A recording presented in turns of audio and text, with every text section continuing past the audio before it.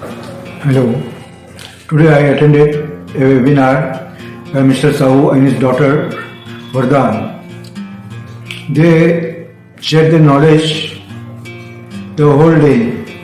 It was as if they were distributing the gems from their learning and from their experience and from their information. The whole day they were distributing the gems to the participants.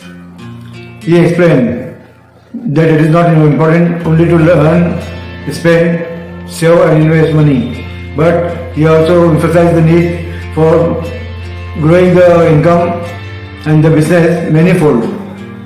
He said that it is not sufficient that we double the income or just earn something and live our life. He said that we have the capability to increase the business and earning manifold, at least 10 times. I am obliged to him for sharing his knowledge with all the participants. Thank you.